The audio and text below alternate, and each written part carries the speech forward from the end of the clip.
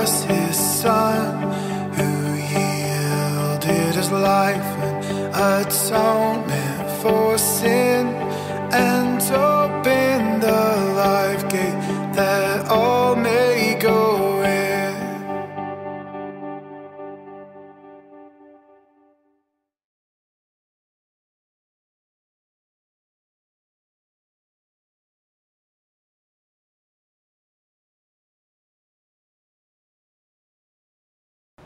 Magandang umaga po mga kapatid sa pananampalataya. Kumusta na po kayo? Dalangin ko, palagi po tayong lahat ay nasa mabuti ng kalagayan. Makaraang tayo po ay nakaranas ng hagupit at bagsik at biglang taas po ng tubig dulot ng baha nitong nakaraang bagyong Karina. Ngunit sa habag at kalinga po ng Diyos, batid ko na tayong lahat po ay kanyang papatnubayan at bibiyayaan at nasa mabuting kalagayan na po tayo. Ang paksa pong ating tatalakayin sa umagang ito ay hango po sa banal na kasulatan sa aklat ng 2 Samuel, Kabanata 11, talatang 26 hanggang Kabanata 12, talatang 13. At ito po ang sinasabi. Nang mabalitaan ni Bathsheba na napatay na si Urias, siya'y nagluksa. Pagkatapos ng pagluluksa, ipinatawag siya ni David at naging asawa nito. Nagkaanak siya ng isang lalaki, ngunit hindi nalugod si Yahweh sa ginawang ito ni David. Sinabi ni David kay Nathan, nagkasala ako kay Yahweh. Tayo po ay sumandaling manalangin. Aming Amang nasa langit, tanggapin mo po ang papuri ng aming mga labi, puso at diwa sa iyong banal na pangalan sa umagang ito. Kasabay po nito ang aming pasasalamat sa iyo at kami iyong sinamahan sa aming pamamahinga at muling ibinangon mo sa umagang ito taglay ang buhay at kalakasan ng aming mga pangangatawan. Panginoon, samahan mo kaming mga anak mo na mapakinggan at mapag-aralan ang iyong banal na salita at utos sa amin bilang iyong mga lingkod. Naway matagpuan mo nga kami na bukas ang aming mga puso, ang aming mga diwa para sa gawaing ito. Ang lahat ng ito'y dinadalangin ko sa matamis na at makapangyarihang pangalan ni Jesus na aming Panginoon at tagapagligtas. Amen. Alam po natin na si David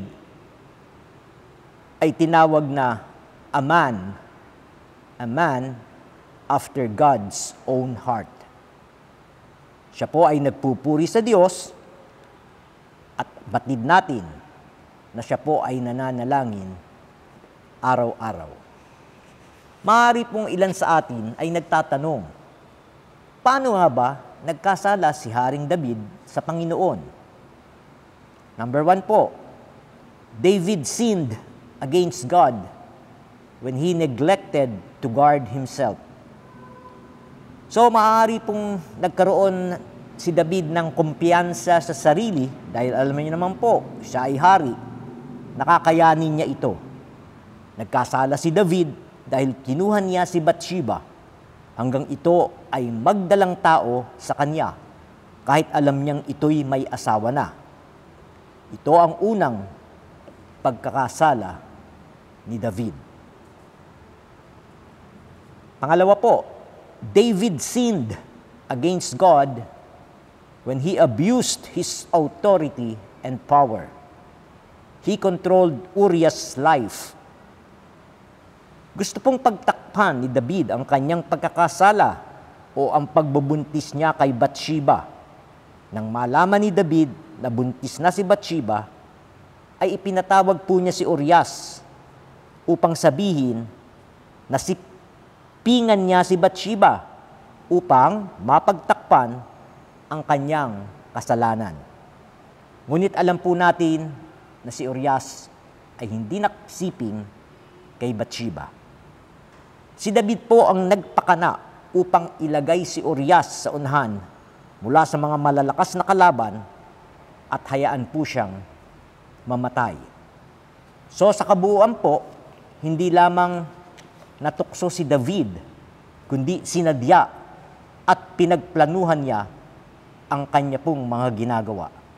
At dahil dito, hindi nalugod si Yahweh. Nangusap ang Diyos kay David sa pamamagitan po ni Propeta Nathan dahil sinaway ni David ang kalooban ni Yahweh.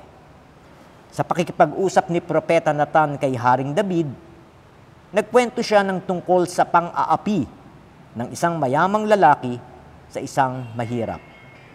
Ang mayaman ay maraming kawan at bakahan, samantalang ang mahirap naman ay may isa lamang maliit na babaeng tupa na kanyang mahal na mahal. Minsan ay may isa pong manlalakbay na nagawi sa kanilang lugar at ipinaghanda nila ito ng makakain. Ang mayamang lalaki, sa halip sa kanyang kawan kumuha ng kinatay na hayop, ang kaisa-isa pong tupa ng lalaking mahirap, ang kanyang kinuha at inihandang pagkain sa manlalakbay. Ang awa at pagdamay ng mga nakikinig sa kwento po ni Propeta Nathan ay nasentro sa lalaking mahirap.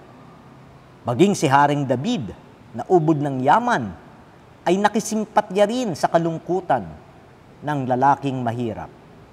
Natural, walang sino man nagugustuhing mawala ang kanilang minamahal. So hinintay ni Propeta Nathan na tumaas ang level ng pagkagalit ni Haring David sa mayamang lalaki na umapi sa lalaking mahirap. At dumating ang sandaling iyon at ipinagsigawan nitong ang lalaking iyon ay dapat na mamatay. So ito po ang sinabi ni David. Uulitin ko, ang lalaking iyon ay dapat na mamatay. Dito na po pininpoint ni Propeta Nathan si Haring David at sinabing, ikaw ang lalaking iyon. Matapos marinig ni Haring David kay Propeta Nathan ang lahat ng ipinasasabi ni Yahweh sa kanya, umamin siya at buong kapakumbabaan niyang sinabi, tunay akong nagkasala kay Yahweh. Gusto ng Diyos na mismong si David ang humusga sa kanyang sarili upang makita niya mismo ang kanyang mga pagkakasala. Isang katotohanan, wala man tayong kapangyarihan tulad ni Haring David, at bilang ordinaryong tao lamang po tayo, makagagawa rin tayo ng plano at balakin na makapagpapahamak sa ating kapwa kung gugustuhin natin. Ang nangyari sa buhay ni Haring David ay nakikita rin nating nangyayari sa buhay ng iba nating kakilala laban sa ibang kapatid. Ito yung pag-iisip at paggawa ng biglaang pasya o decision na hindi makatarungan at hindi tama, nasusundan pa ng mga desisyong lalong maglalagay sa panganib, sa buhay at kapakanan ng iba. Kung ang gumagawa ng bagay na ito ay may kapangyarihan at maimpluwensya, napakadali po, mga magulang at kapatid, para sa kanya na gawin ang mga bagay na ito. Ang ating pong plano at balakin, hindi man kasing grabe ng ginawa ni Haring David, ay masama pa din at hindi papayagan ng Diyos kung ito'y patungkol sa ikapahihiya, ikasasama at ikalalagay sa panganib ng buhay ng ating kapwa. So ano ang mga dapat po nating bantayan sa ating mga sarili? Tulad po ng sinasabi sa Proverbs 4:23-27 ay ganito, we need to guard our heart. Kailangan nating bantayan ang ating mga puso. Pangalawa, we need to guard our words. Kailangan nating bantayan ang ating pong mga pananalita. At pangatlo, we need to guard our eyes. Kailangan nating bantayan ang ating pong mga mata. We need to guard ourselves every step of the way. Dapat po nakapokus tayo sa ating Panginoong Hesus. Lagi nating balik-balikan ang pagbabasa at pag-aaral ng kanyang banal na salita. Ang ating pong Diyos ay makapangyarihan at binigyan niya tayo ng kapangyarihan upang labanan ang mga tukso. Ngunit, kailangan nating isuko ang ating buhay sa Diyos sa lahat ng pagkakataon. Tulad po ni David, siya ay nagsisi sa kanyang kasalanan at inako niya ang lahat ng ito. Inamin niya sa Diyos na siya ay nagkasala. Lagi po nating pakatandaan na bilang Kristiyano, nagkakasala din po tayo. Ngunit, dapat natin din tandaan na handa ang Diyos na magpatawad sa atin. Ang bunga ng ating kasalanan tulad ni David ay ihingi po natin ng tawad sa Diyos at sa nagawaan natin ito at maging handa rin tayo. We have to be prepared na harapin natin ang bunga ng ating pagkakamaling nagawa. Tayo po ay muling manalangin. Aming Diyos na makapangyarihan sa lahat, pinupuri at pinasasalamatan ka namin sa pagtatapos ng aming morning prayer covenant. Salamat po sa inyong mga salita na aming narinig at napag-aralan ngayong umaga. Panginoon, gabayan, samahan at ilayo kami sa mga tukso at pagkakasala. Patawarin mo po kami sa aming mga nagagawang kamalian, kahinaan, at pagkukulang. Ikaw naman po, Panginoon, ang maghari sa aming mga puso at pag-iisip.